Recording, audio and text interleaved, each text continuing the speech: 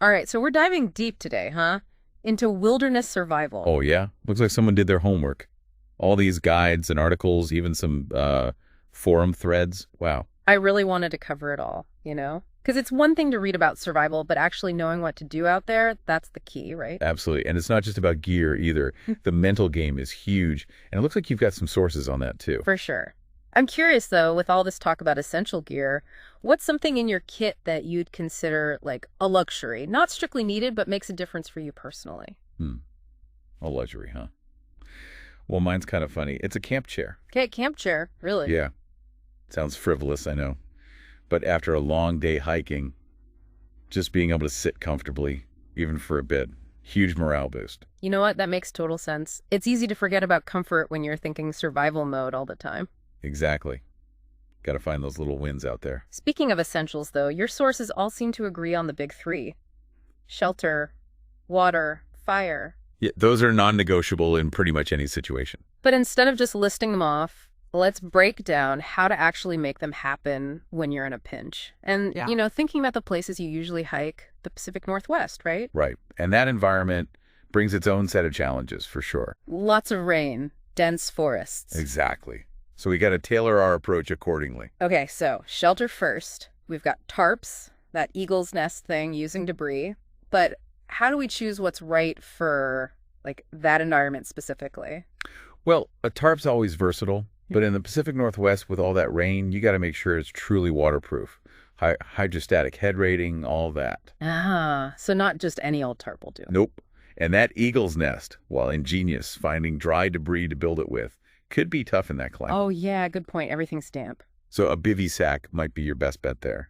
Small, packable, designed for exactly those conditions. That makes sense, especially since, I like to keep my pack weight down. Exactly. Every ounce counts. Speaking of packable stuff, what about water purification? You've got filters, tablets, but boiling seems to be the gold standard, or is there a downside to that? Boiling's great, don't get me wrong, but you need fuel for your stove, and it takes time. Right, waiting for it to cool down and all that. Yeah, and you mentioned sometimes going ultralight. A Sawyer mini filter weighs next to nothing, and you can drink right away. True. Hadn't thought about the time factor as much, especially if I'm already stressed. Exactly, you want something streamlined. Okay, now fire! Gotta ask, you've got a ferro rod listed. Being honest, not totally sure what that is. So a ferro rod, or cerarium rod, it's this fire-starting tool. You scrape it, and it makes a shower of sparks. Super reliable even when it's damp. Oh, so better than matches in those conditions. Way better. And unlike a lighter, it won't run out of fuel. Thus it's like the ultimate backup, huh? But even with a good spark, finding dry tinder in the Pacific Northwest, that's got to be tricky. You got to know your local resources. You mentioned birch bark. Great choice. Even damp, it's got flammable oils. Yeah, birch bark's my go-to. Didn't know about the oils, though. It's amazing what nature provides. And did you know the inner bark of western red cedar works too? Cedar bark? Seriously? Yeah. Peels off in long strips. Even slightly damp catches a spark really well. Wow, this is why I love these deep dives. So much to learn, even for stuff I thought I knew. It's all about the details, right? Exactly. Okay, so we've tackled the big three. Now let's get into the gear beyond the basics. What else is essential? You got some good stuff here, yeah. But instead of just items, think systems. Cutting tools, signaling, even those comfort things that people overlook. Oh, right. Comfort is important too. I like that. Thinking in systems. Makes it more about function than just a checklist, Totally. So cutting tools first. You mentioned a multi-tool versus a fixed blade debate. What's the trade-off there, especially for lightweight packing? A multi-tool, it's handy, packs a lot in, but honestly, they can be kind of flimsy. For heavy-duty stuff, a good fixed blade is more reliable. Yeah, true. I've had multi-tools break on me before. And thinking Pacific Northwest, sturdy blade for betoning wood, processing tinder, all that. Yeah. Plus, a good grippy handle, crucial when things are wet. The handle. Didn't even think of that. But yeah, slippery conditions for sure. Safety first. Okay, what about signaling? You've got a mirror, classic, but is that really enough these days? Mirror's good for daytime, bright sun, all that. But nighttime, overcast. A whistle's your friend.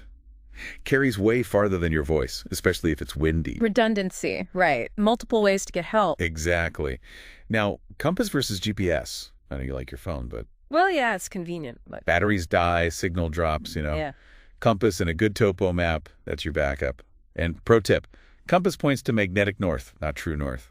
Wait, seriously, there's a difference. Oh, yeah. Learn the declination for your area could be crucial for accurate navigation. Okay, that's going in the mental notes for sure. See, this is the kind of stuff that makes a difference. That's the little details, right? Okay, so we talked cutting, signaling, navigating. Now, what about those comfort items we mentioned? Yeah. What are some things that, boost morale when things get tough? You already nailed one with your camp share preference. But think small, lightweight things that bring you joy. Little book of poetry, deck of cards.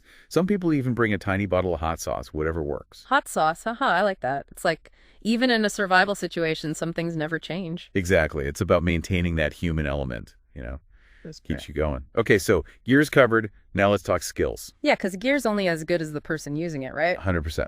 You've got the basics, navigation, shelter, fire. But let's go deeper into mastering those, Pacific Northwest style. Okay, I'm ready. Navigation first. I feel pretty good with map and compass, but Yeah. any specific tips for that region? Like, does the dense forest mess with compass readings? Good question. Yeah. Yeah, dense canopy can interfere, so take readings and clearings if you can.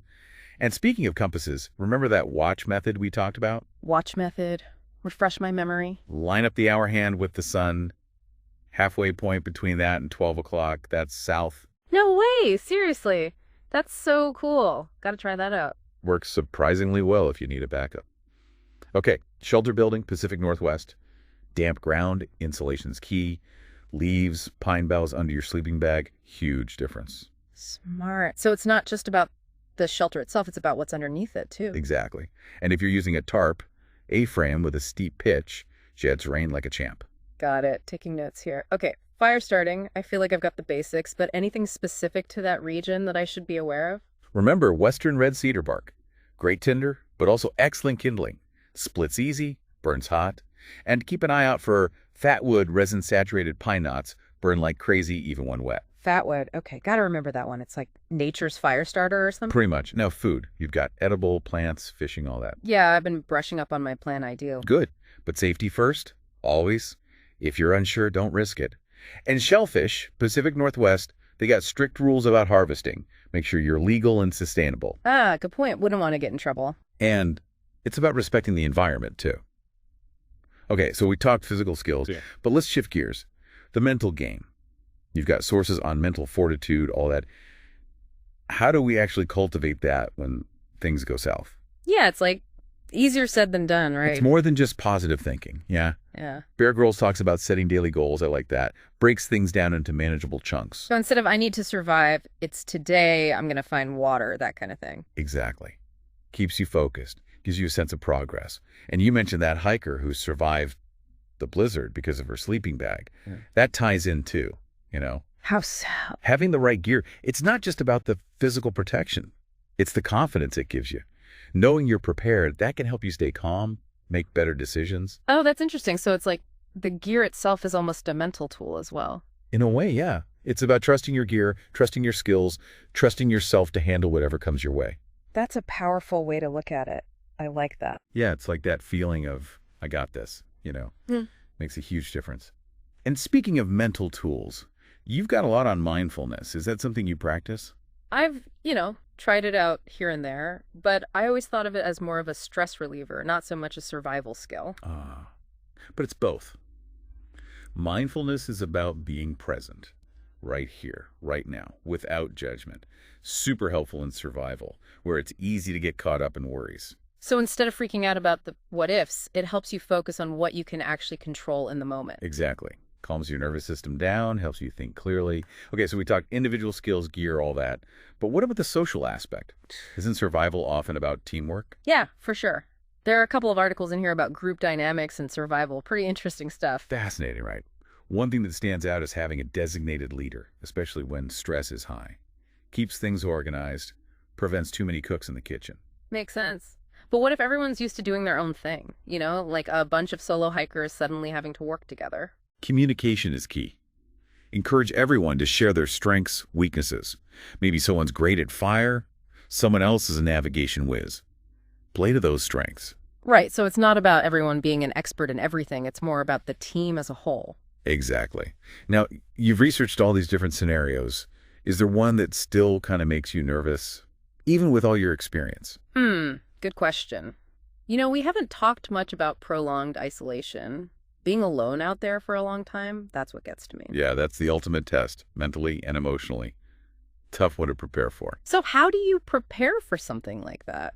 It's about routines, honestly. Small goals each day, keep up basic hygiene even when it seems pointless, creates a sense of normalcy, purpose, and documenting your experience, even if it's just marking days on a piece of bark, helps you stay connected to your own story. Wow, I hadn't thought about it like that. It's almost like creating your own sense of order in the middle of the chaos. Exactly. Now, we covered a ton of ground here. What's the one thing you're walking away with, ready to put into practice? Honestly, it's that idea of tailoring everything to my environment, not just generic tips, but understanding the Pacific Northwest specifically. It's plants, weather, all of it. That's awesome. It's not just about knowing stuff, it's about knowing the right stuff. And honestly, that's a skill for life in general, not just wilderness survival. Totally. Well, this has been an amazing deep dive. We've explored so much. It really has. And remember, survival is a journey, not a destination, right? Keep learning, keep practicing, keep challenging yourself out there. Couldn't have said it better myself. To everyone listening, stay curious, stay prepared, and stay wild. We'll see you next time.